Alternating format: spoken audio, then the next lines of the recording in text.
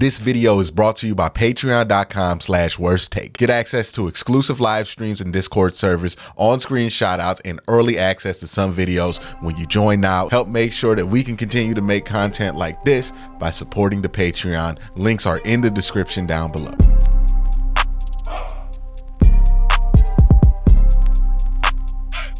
This is pretty significant news here for the Cleveland Browns, and pretty fortunate news that they're getting here, because the Raiders just announced that they are not going to play Max Crosby this week and also Davante Adams. Both of those guys are listed out on the injury report. And obviously on the surface, that's a big deal, right? We talked about this. You can't get in a shootout with the Raiders because they have Davante Adams. We don't have anything that can really answer that on the offensive side for the Cleveland Browns. Another reason Max Crosby being out is a huge deal. What's the biggest thing the Browns have been struggling with outside of quarterback play? It's been the offensive line, specifically the tackle position. Well, now they're out their superstar edge rusher in Max Crosby. So these are not just injuries that are happening for the Raiders. These are injuries that are happening right where the Cleveland Browns really needed them to have these injuries. Now, again, I will remind everybody, don't take your foot off the gas. Do not assume this is going to be an easy dub or something like that. This is the Las Vegas Raiders that we are playing, and the Browns playing the Raiders is never a normal, regular outcome. It's going to be weird. You're going to get some guys who are going to randomly overperform here for the Raiders, maybe for the Cleveland Browns. It's the same thing. But just know this game's going to be weird. We should expect it to be weird, right? Like, it always is weird. So, yes, this is a big deal. Another issue that the Raiders have with these injuries is that it's hitting them in spots where they're already dealing with injuries to begin with, because it's not just Davante Adams is out. They're also losing Jeff Foreman. So their depth isn't that great there. They're going to be down to Jacoby Myers, Trey Tucker, Tyreek McAllister, Ramel Keaton, DJ Turner, right? They only have 5 active wide receivers currently on their roster, which is a bit of a concern there. If you are the Las Vegas Raiders, you're probably going to have to play and elevate somebody off of their practice squad. The same thing is going on with their edge rushers right now, because Quincy is on IR and so is Crosby. So that means they have to go to Tyree Wilson, who was a top draft pick but has not played well at all in his NFL career, Charles Snowden, and then Janoris Robinson. That's going to be their edge rusher rotation. They only have 3 on rotation right there. So they're going to have to activate somebody from the practice squad to play. Now, remember, the strength of this Raiders defensive line, the beginning of this season, has been on that interior, at least when it comes to pass rushing. Christian Wilkins is still there in Las Vegas. He just signed there last year. They do have John Jenkins. They can pass rush from the interior, but I wonder how much not having edge pressure will force them to overcompensate. And don't forget that Robert Spillane is still playing, and Antonio Pierce is apparently building this whole thing around Robert Spillane. So again, there's some things to worry about with the Raiders still, even with these injuries. I think Jack Jones is a very opportunistic corner. Like, he's somebody you can beat, and I would love to see Amari Cooper get a matchup on him, because the route running, I think, would be something you could take advantage of right there. But Jack Jones is an opportunist. Like, if you give him an opportunity to pick a ball, he's going to take it there, right? He did that really well in New England. He's going to do that well here, right? Robert Spillane is a solid enough player there at linebacker. They still have some pieces here that could present some problems. But offensively, this is where they look like they're having a lot of issues, right?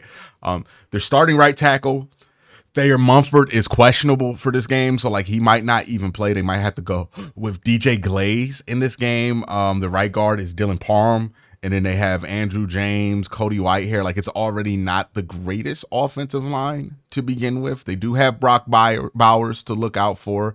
But I think the Browns do have the right personnel to be able to defend well against a tight end. And all the Browns defense's issues they've had so far, they've been able to do that pretty well. And another thing that I look at for the Raiders, like, if you're looking at a team that's going to give the Browns off defense any issues, they're usually teams that can run the ball pretty well.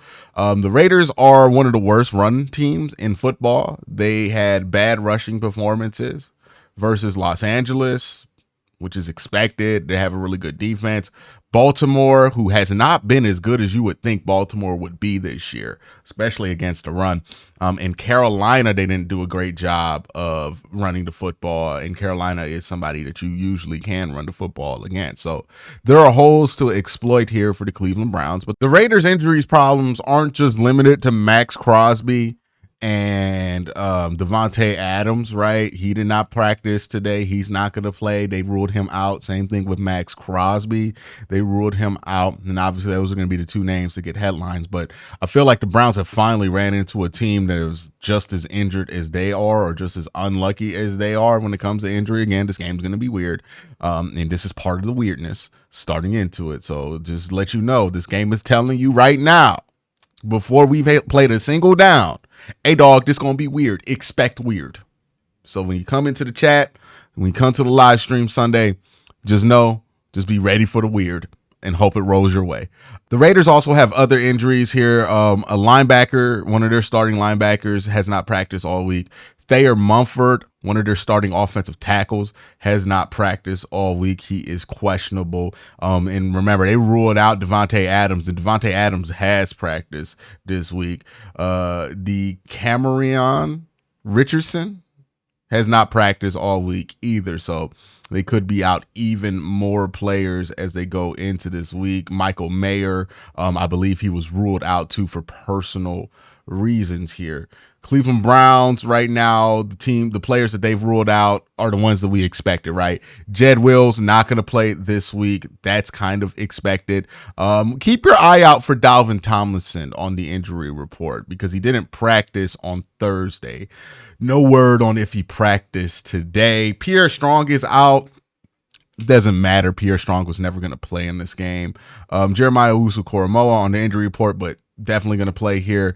David Njoku did practice limited on Thursday, but he's ruled out for Sunday. So he's making progress, at least for coming back, or at least being able to push to come back week 5. So that's good news there. Jerry Jeudy on the injury report, but he's practiced full both times. DeJuan Jones has practiced both days this week, limited, but it seems like he's going to try to give it a go. James Hudson, same deal, limited all week, but it looks like he's going to try to give it a go here on Sunday. Jordan Hicks has not practiced all week. Not sure what his status is, but he has not been ruled out. Myles Garrett came back to practice. Mike Ford is practicing. Jerome Ford is practicing. Javion Cohen is practicing. Joe Bitonio practiced, and then Jack Conklin hasn't practiced. He has been ruled out as well. So not a ton of surprises there on the injury front there for Cleveland. It's kind of the stuff that we expected. Maybe Dalvin Tomlinson could end up being a bit of a surprise because him going from not on the injury report at all to not practicing for a thigh injury does raise a red flag to me. Like usually when a situation pops up like that, there's a good chance that a player does not play in that game.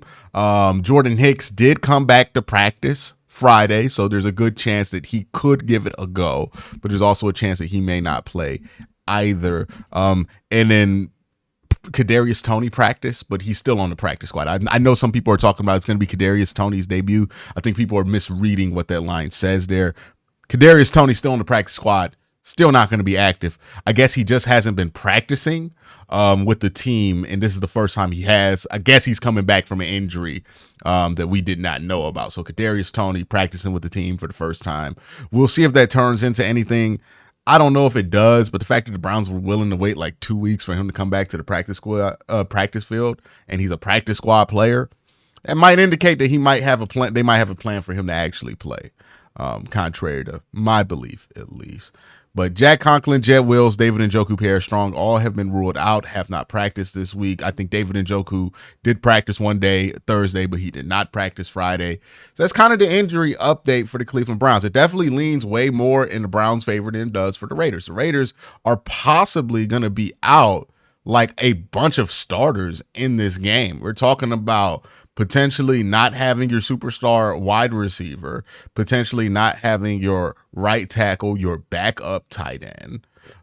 That's a big deal there, right? You're also talking about not having your best edge rusher, one of the best edge rushers in the NFL, and your best defensive player total in Max Crosby, not having one of your starting linebackers, and also losing one of your corners that you rely on for depth. So it's going to be interesting to see how this game shakes out. I think there's a number of ways it can go down, but it is interesting to see all of that. Now, another fun fact that's going to happen with this game is that you might see the return or a player that was on the Cleveland Browns for a long time, for the first time since he's been let go from the Cleveland Browns, in Harrison Bryant, right? Because he's out there with the Raiders. Michael Mayer has been ruled out. That elevates him to number 2. And I imagine you're going to run some 2 tight end sets here with Harrison Bryant. So if you're looking for something weird to happen, maybe Harrison Bryant is the guy to bet on the over-under. I don't know. Maybe Harrison Bryant is where that weird's going to happen. I have no idea, but I just know. I just feel it in my bones. This is going to be a weird game. That's it, really. That's the update going into this game. So huge news there. You know Myles Garrett's going to give it a go, but they're not going to have Max Crosby. They're not going to have one of their starting linebackers, and they're not going to have Devontae Adams. That's going to be a big deal here because you look at that wide receiver room outside of Devontae Adams. We're talking about DJ Turner. We're talking about Jacoby Myers. We're talking about Tyreek McAllister. We're talking about Trey Tucker. We're talking about Ramel Keaton, right? Going up against what is a very strong secondary. Now, I hope that this does not prompt the Browns to do something silly like try to get super exotic and creative this week with how they choose to defend. If there's any week where the simple approach will work, it's this week.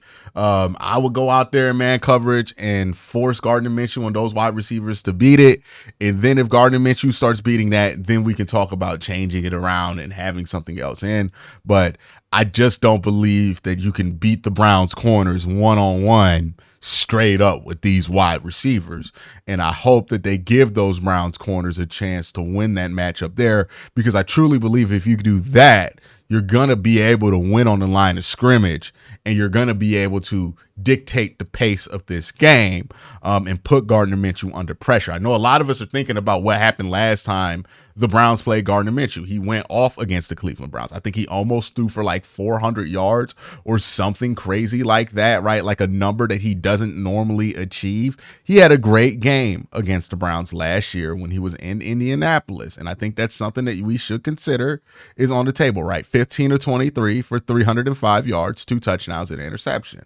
And yes, that is there. But the wide receivers he had and the offensive line that he had in Indianapolis, significantly better than what he's walking into in this game with the Raiders, right? So it's the onus is on the Browns defense to be able to control that. Also, he does not have Shane Steichen over there calling plays offensively. This is a completely different regime there in Las Vegas. Their offensive coordinator is Luke Getsy, who is most recently known for being the offensive coordinator of the Chicago Bears from 2022 in 2023. So he's a Matt LaFleur guy. He came from the quarterback room of Matt LaFleur's Green Bay Packers. So it's not anything unfamiliar that Kevin Stefanski, it's a West Coast offense guy, basically. Same kind of route that Kevin comes from there. So it shouldn't be anything offensively that surprises you. It's not something coming from a completely different tree like Shane Steichen. And it's not somebody with the record of a Shane Steichen running this offense here. So that is good news there for the Cleveland Browns. I really think if this game goes normally, again, can't expect this game to go normally, but if this game goes normally, everything does lean in the direction of the Cleveland Browns here, right? Like, just we're looking at this objectively on paper. The Browns can run the ball a little bit. That's the one way that they've shown that they could be effective on offense. The Raiders can't stop the run. The one way that's been shown that you can be effective against the Browns defense is running the ball. The Raiders can't run the ball. The Raiders don't have the wide receivers to be able to get away with not running the ball. And the Browns have the corners to really clamp down on what the Raiders like to do from a receiving standpoint. Gardner Minshew did have a great game so far this year. He went 30 of 38 versus Baltimore. But I would like to remind folks that that game meant that Gardner Minshew had to lean heavily on the exploits of Davante Adams, right? That was 9 receptions, 110 yards for Davante Adams. And yes, there was 9 receptions, 98 yards for Brock Bowers in that game. But think about how Brock Bowers benefits from the attention that's going to be paid to Davante Adams. Now Brock Bowers is clearly the primary target for this Raiders defense, for this Raiders offense, which means that attention is going to go on him. I think the Browns secondary is better than Baltimore's secondary. So I think there's a good chance here that the Browns can sew this up here. Again, the Raiders aren't a good run team. They're by far the worst rushing team in the NFL. Yeah, the Raiders are one of the worst rushing teams in the NFL right now, and by a significant margin, right? They are dead last in rushing yards all season. They played 3 games. They ran for 153 yards. Number 2 or second worst is Chicago with 218. So there's a big difference between just those two. If you look at rushing yards per game, there is a massive drop off, right? The Raiders have averaged 51 rushing yards a game. Number 2 worst is the Chicago Bears, who are able to run for 72 yards. So you're talking about a 22-point gap there in run. You're talking about them having a 22 gap. You're talking about them having a 22-point gap between last place and second to last place. That is significant, right? The Browns rushing defense has not been lights out this year, but it's not really been as bad as some people make it out to be, right? The Browns ranked 13th in rushing yards allowed. And in rushing yards per game, they rank 13th there too. They're not an awful run defense. I know a lot of people make it out to be like the Browns run defense is just straight up terrible, 2021 levels bad or 2022 levels of bad. It ain't even close to that right now. Now, it's not like the Browns have played a ton of super strong run defenses. I mean, run offenses. I think the strongest run offense they've played is the Jacksonville Jaguars, who are a pretty good rushing offense. The Browns did shut them down pretty good. And the Browns were able to shut down the run from at least the running backs in that game, right? You had the 2 carries from Trevor Lawrence, 2 for 45, but Travis Etienne, 13 carries, 52 yards, 4 yards a carry. That's pretty good work there for the Browns defense. And Dearness Johnson, 5 carries, 26 yards on 5.2. So you only really gave up about 78 yards against Jacksonville's rushing offense, and they're significantly better than what the Raiders have to offer in that area. So I think this Browns defense will be able to get it done. I think this is going to be a team that's better on the road than they are at home, given how the environment is at home right now for the near future. So I expect them to show up and perform here. I just hope we go with the right philosophy when it comes to how we're going to cover a lesson Raiders wide receiving or passing game punch here, right? Keep in mind, Gardner Minshew is not playing super great for them because they were contemplating benching Gardner Minshew at his performance. So that would cite to me that they're not very happy with the performance that Gardner Minshew has had so far this season either. So it's going to be a lot. We'll see what they do here. But I think on paper, the Browns should win this game. But we'll see what happens. It's the Raiders. It's going to be weird. But this is huge news going into this game. Y'all have a great day. Having a better night. Peace.